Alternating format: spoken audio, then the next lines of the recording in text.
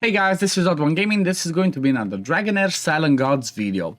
In today's video, I want to talk about the Fey Meander a little bit, but not necessarily about this only, and because it's a little bit of a weird one. Like you can tell, I cannot even speak because of it. So basically, what I have found that was extremely useful, or it's like really amazing for areas where you might be struggling a bit with maybe some damage, with maybe keeping up with the enemies healing and stuff like that.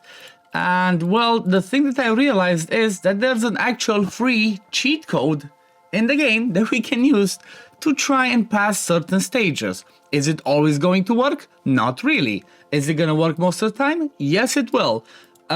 This is basically what I'm going to show you right now. This is the team that I have pushed Fey Meander from like floor 20, 40, 60, something like this. I used this team and I kept pushing with this team up until I got to like, I think floor 150, 160. I started getting stuck on certain ones and then I just moved to my rally one because it was easier. However, the potential of this team is huge. And honestly, yes, there are 3 legendaries. I'm seeing that. But the thing is like this. At least Oster in here is not mandatory, okay? You don't need to use Oster, you can use somebody else as a damage dealer. As an example, if I had Zarloth, I would 100% use Zarloth, or if I had Guland, or if I had Premtsa. So basically anybody else that would bring me some AoE damage with some control, with some other stuff, because as you can see, just my Oster straight up died, okay? It does become a little bit more complicated on the higher stages. Like I might not beat the stage right now as I'm trying to show you, because well, first of all, that's how it works for me. Whenever I'm trying to show something on a video, the first time it has to fail. But I'm still gonna be able to beat this one, even if I don't do it now. I'm gonna come again on the fight and I'm gonna be able to beat it because, well, the massive cheat code that I'm using for this one is actually a gear set, okay? The best gear set from my point of view when it comes to the Fey Meander, where you need to keep people controlled, keep people busy. Like you might see that there's something happening in there. Well, that's because of the stun set, the Holy Hunter set. That set is arguably the biggest cheat code you can use. That is, you know, is not actually cheat code, it's allowed. I just like to call like that because it's so different. But you saw, my Oster died, so he's kind of useless in the fight. But I still managed to beat it. And it's all because of the Holy Hunter set, okay? And, well, you might be like, okay, but, you know, you might need good pieces, you might need bad pieces. Like, what's the whole story? Well, the whole idea is like this. Why is it so good?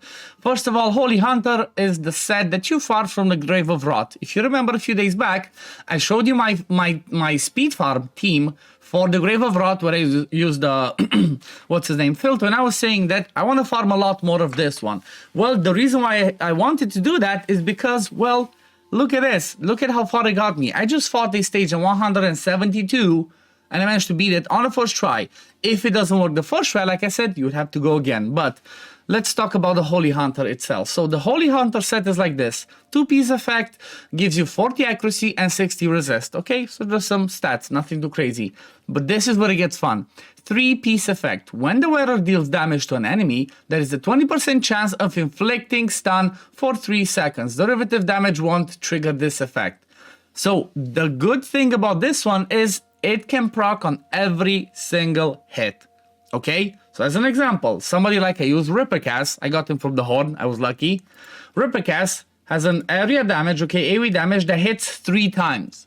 Okay, so just think about, I don't know, think of whatever tank you have that you might use. I don't know, you might try to use Frurbat in there, or you might want to use somebody else that's going to be tanking. Try to make sure that they have some sort of an AoE in there, because even, you know, and as many hits as they can, because that's gonna have higher chances of proccing those stuns from the Holy Hunter set. That's massive. And apart from that, Rippercast is also amazing because he has a chance to push back ultimate energy and a chance to land one of these debuffs. So Rippercast is just awesome when it comes to control.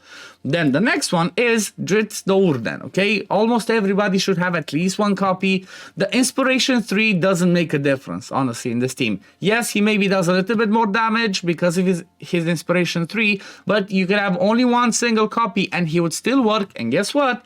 He's in the Holy Hunter set again.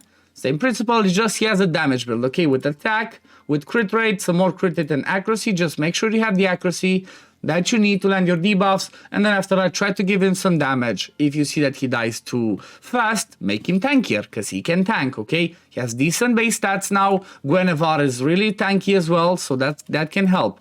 When it came to Reapercast, I had just defense, and then again, as much defense and some accuracy to land my debuffs to make it work.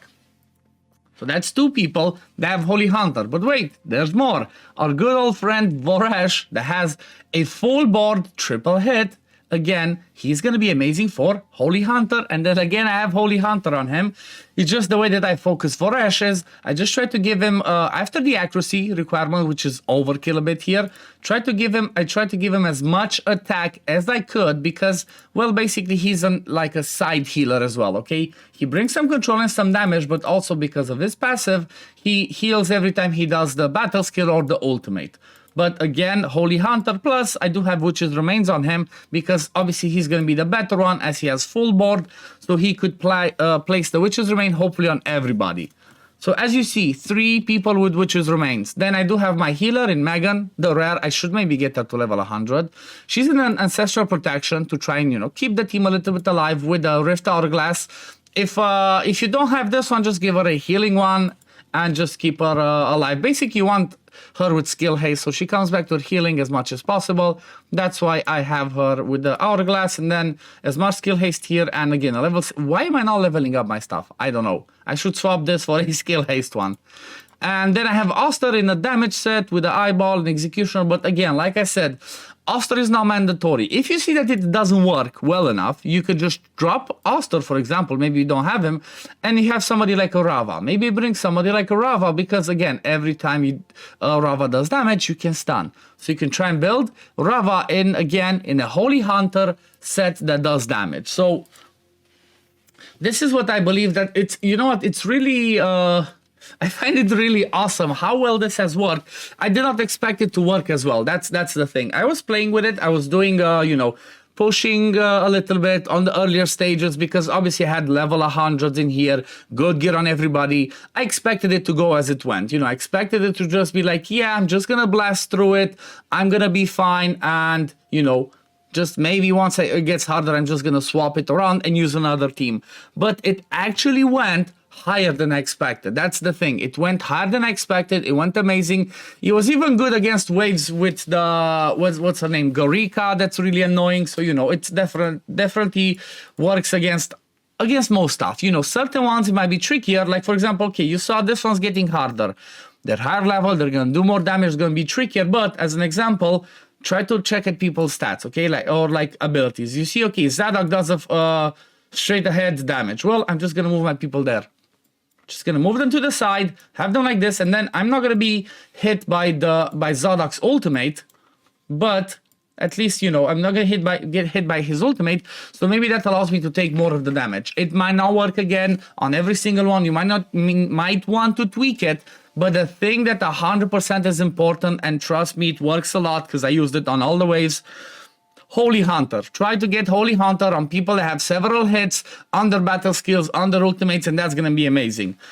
I even forgot to mention on Drizzt, okay? The reason why Drizzt is so good in the Holy Hunter set is because, well, he has 6 hits on his ultimate, then he has an AoE that hits 3 times on his battle skill, and then Dragonheir has some hits as well that are AoE. So it's basically, you're all about AoE, AoE, AoE, and he's just gonna be landing the Holy Hunter set a lot. But yeah, like I said, it might not work perfectly the first time. I just keep rerunning it up until I can beat it, or I just try to tweak or change some stuff around, okay? Like for example, the first 2 turns I saw that I didn't get the Megan's battle skill, which basically heals one target and boosts their ultimate. I did not get that one on Reapercast, which is kind of the way that my team works. But because I think it was the Drizzt got more damage. But after it went on Reapercast, it started to look a little bit better. We still get smashed. It's a bit tricky, like I said. For example, the way that I would do it to try and make this one better is I would just drop Oster from this team because he doesn't provide me that much. Like, yeah, he brings the damage, but he's too squishy. He dies. So I would either have to make Oster a little bit tankier or bring another DPS or somebody such as a like, you know, how I have Voresh with some AoEs, maybe a Rava, build tanky, build will stuns, and just keep controlling them up until you actually manage to beat it, because at the end of the day, getting the Fey Fey Meander beat is gonna be worth it, because let me show you why, and that's why I'm trying to push. Like, you know, I'm 172. I'm just gonna finish it, I think, with the rally because it's easier. But you want to get this legendary artifact, okay? After you beat all 180 stages, you're gonna get this legendary artifact, which is one of the only free ones to obtain. Obviously free if you manage to beat content, but it's pretty good. It's really amazing for arena because it gives you a shield of, you know, from the wearer's max HP to all allies for 15 seconds, okay? That's gonna be huge for stuff like arena, okay?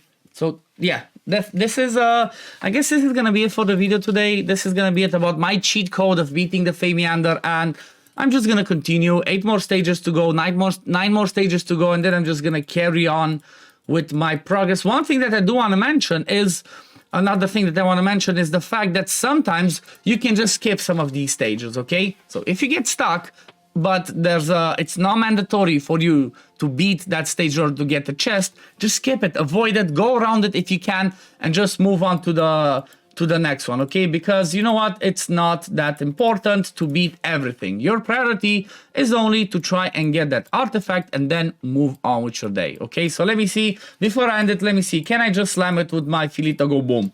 That's what I want to see, because this was the team that I used to push everything so far, okay? So it's kind of really well set. If you want to see a video on this one, do let me know, but I have to, I guess I would be able to make a video even if I beat it, because they're gonna have the same builds as I have them saved as a preset. However, this team is perfectly tuned, okay? It's perfectly tuned, so everything falls at the right time. But we're gonna leave this for another video. I might just make a video on this one as well, especially if you guys wanna see it. But anyway, this is gonna be it for the video today, guys. As always, hope you enjoyed it, and if you did, don't forget to like this video, maybe subscribe to the channel because it helps me out, and I'm gonna see you on the next one. Peace, love, take care, everyone. Bye, guys.